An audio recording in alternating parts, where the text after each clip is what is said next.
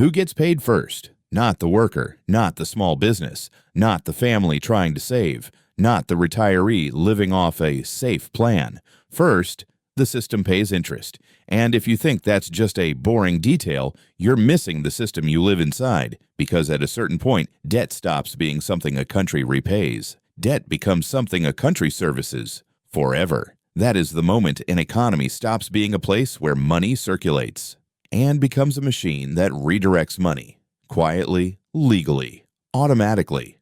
No vote required. Interest is not just a cost, it's a first claim. Before new programs, before repairs, before anything you argue about on the news, interest gets paid first. And once you see that, you start noticing a pattern that repeats across empires and modern states. The story changes, the names change, the slogans change, but the structure stays.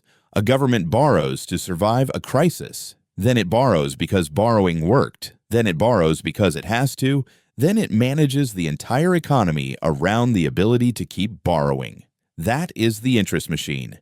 Today, I'm going to show you how it forms, how it grows, how it traps the middle class, and what the end game usually looks like. Not conspiracy, not ideology, mechanics. Start with one word most people never learn, but their entire future depends on: rollover. Most people imagine government debt like a big loan with one due date. It isn't. It's thousands of bonds with different maturities. Some expire next month, some next year, some in 5 years, some in 10, some longer. And when a bond matures, the government usually doesn't pay it off the way you pay off a car loan. It refinances. It issues a new bond to pay the old one. That's rollover. When the debt is small, rollover is routine. When the debt becomes enormous, rollover becomes the job. At that point, the question is no longer, will we pay off the debt? The question becomes, can we refinance it at a tolerable rate? That's a different world, because now interest rates are not just a market price. They're a survival dial. Turn the dial up and the machine demands more payments. Turn the dial down and the machine breathes. That's why this story is never really about spending cuts or tax hikes. It's about one thing: keeping refinancing possible. Now here's the part most people don't want to accept. This machine doesn't need villains. It needs incentives. And once the incentives lock in, the machine runs on autopilot. Let's walk through the pattern. At the beginning, debt feels like progress. A war, a recession, a crash, a pandemic. The government borrows. It issues bonds. People buy them, banks buy them, pensions buy them, foreign governments buy them, and it works. Borrowing bridges the gap.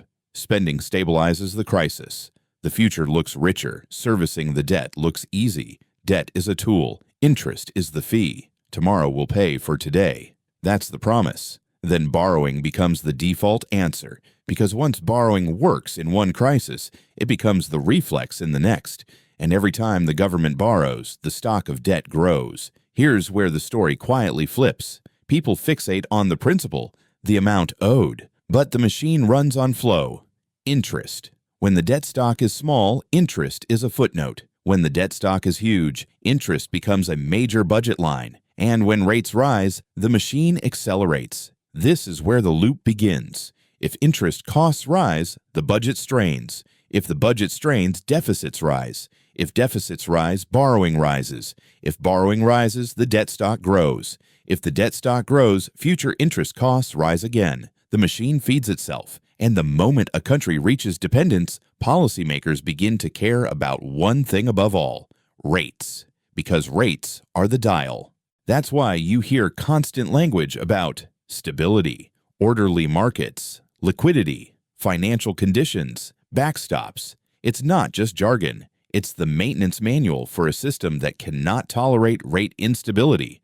Now zoom down to street level, because the interest machine is not just a government story, it's a household story. You pay twice. You pay directly. Mortgage interest, credit card interest, car loan interest, student loan interest, rent that includes the landlord's financing costs, prices that include corporate financing costs. Interest is embedded in modern life like a hidden surcharge. Then you pay indirectly, because once the machine needs cheap refinancing, it cannot live with high real interest for long. So the burden shifts, sometimes openly through higher taxes, sometimes quietly through inflation, often through financial repression. Financial repression is a polite term for a blunt reality, keeping yields low while prices rise. If inflation runs higher than your yield, your safe assets lose purchasing power every year. That loss is not an accident. It is the easiest way to pay for a debt system that can't afford honest rates. And this is where the middle class gets squeezed, because the wealthy tend to own assets that reprice.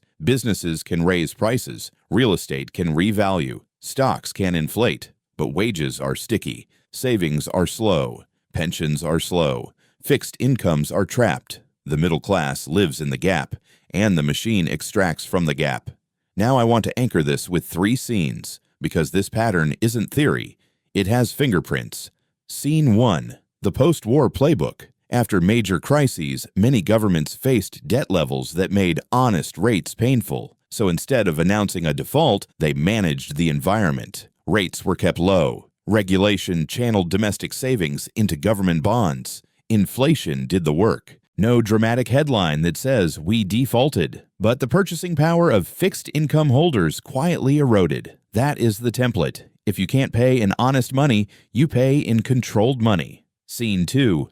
The household version. Imagine you have savings earning a steady return. It feels safe. It feels responsible. Now imagine prices rise faster than that return for years. Nothing crashes. Your account number goes up. The news still calls your assets safe. But you wake up one day and realize your safety bought less. That is a silent transfer, and it's the cleanest transfer there is because it doesn't look like theft. It looks like normal life.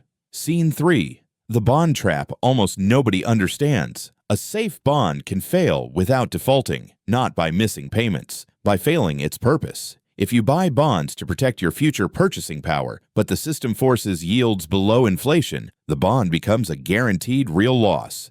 Safe on paper, losing in real life. That's how a promise stays alive legally, while dying financially. Now the machine enters the control phase. This stage doesn't begin with a crash. It begins with policy, new rules, new programs, new temporary interventions that quietly become permanent. The goal is simple. Keep refinancing possible, because the machine needs buyers for bonds. If bond demand falters, refinancing becomes expensive. If refinancing becomes expensive, deficits widen. If deficits widen, issuance increases. If issuance increases, the market demands more yield, and the dial turns against the system. So the system protects the dial. It nudges banks and institutions toward government paper. It creates facilities to smooth stress. It expands the definition of stability. And this is why pensions and insurers become central characters. They are designed to be conservative. They are expected to hold safe assets. They become the natural absorber for government bonds.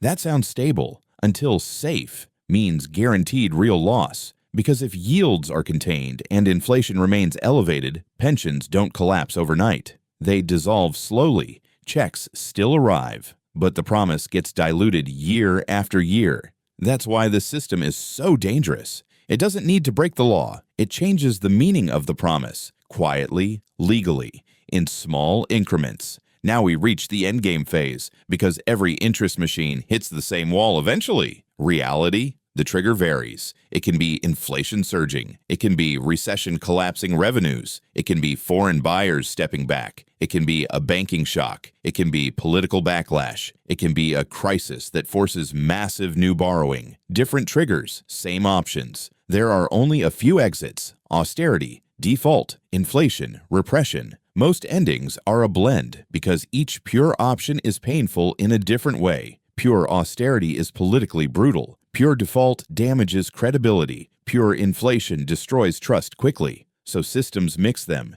They spread pain. They hide pain. They delay pain. And when the machine is threatened, the tools become sharper. Sudden tax changes, benefit changes, eligibility creep, contribution creep, temporary caps and lags, rules that reroute savings. Not because someone woke up evil, because once you depend on a flow, you protect the flow. And the final stage is where the textbooks get nervous, because it's not just economics anymore, it's legitimacy. This is where the machine stops being invisible. People look around and realize work buys less, savings don't protect, retirement shrinks, and everything feels like a treadmill. They feel the system is rigged, and they're not imagining it. They're just late to a pattern that repeats. So how do you recognize the machine before the reset headline arrives? Look for the fingerprints. Fingerprint 1. Everything becomes financed. Households, corporations, the state. Life becomes a chain of monthly payments. Fingerprint 2.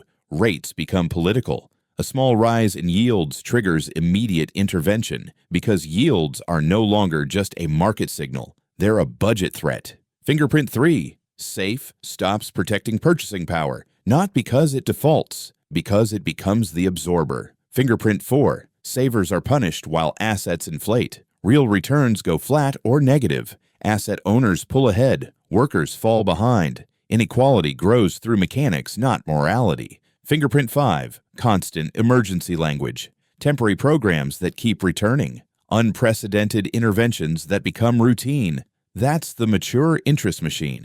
Now let me slow this down and make it concrete, because the machine stays invisible until you can picture it. Think of the system like a conveyor belt. On one end, ordinary life. Paychecks, taxes, monthly payments, pension contributions. On the other end, a claim, a priority claim, a contract that says, before anything else, pay me interest. And the machine exists to protect that claim. That's why the public debate is always framed wrong. People fight over the edges of the budget. They argue about programs, ideology, personalities, but the machine doesn't care about your politics. The machine cares about one thing: whether the interest stream keeps flowing. Because the moment the stream looks threatened, the rules change. Here's the first mechanism most people never learn. Debt doesn't just create payments. Debt creates owners. When bonds are issued, you don't just borrow money. You manufacture an asset that somebody owns. And the owner expects a stream. Over time, that stream builds a downstream world. Institutions, balance sheets, regulations, entire careers. Banks hold it. Pensions rely on it. Insurers price around it. Foreign reserves park in it. Money markets treat it as collateral. Funds benchmark to it. You don't need a secret meeting. You need alignment. If a large share of the financial system depends on the bond market staying calm, then protecting bonds becomes synonymous with protecting stability. And that is where the machine becomes self-justifying. Now let's talk about how the machine becomes fragile without a single default. One word: duration. Duration is just sensitivity. How violently a bond's price reacts when rates move. When rates are low for a long time, institutions reach for yield. Short bonds pay too little, so to hit targets, they go longer. Longer maturities, more duration, more exposure. It feels safe because the issuer is safe. But here's what that really means. You're not taking default risk. You're taking rate risk. And rate risk is brutal in long bonds. So when rates rise, the bond doesn't fail by missing a payment. It fails by carving a hole in balance sheets. A hole that doesn't look like a headline. It looks like unrealized losses, funding gaps, asset-liability mismatch. Technical words for the same thing. The promise is still alive legally, but dying financially. This is why the machine cannot tolerate sustained high rates. Not because politicians are soft, because the plumbing starts cracking. And once the plumbing cracks, markets stop being free in the way people imagine. Here's the second mechanism. Markets are allowed to be markets until the bond market threatens the machine. Then you get a familiar sequence. First, volatility, then stability, then liquidity, then facilities, then support. It's always the same arc, because the bond market is not just a market. It's the foundation. If the foundation shakes, everything above it shakes. So the system develops a reflex. Protect the dial. And that dial is rates. Now we need to say the quiet part out loud, because the machine runs on it. Financial repression, not a slogan, a toolkit. A set of policies designed to keep the real cost of debt low by trapping savings. Step 1. Keep nominal yields contained. Step 2. Tolerate inflation high enough to do the heavy lifting. Step 3. Channel institutional money into government paper. Step 4. Make alternatives harder, riskier, or politically unacceptable. You don't have to ban anything. You just shape incentives. And once you shape incentives, behavior follows. Now I want to do what the competitor does best. Make you feel the stages, not as theory, as a lived experience.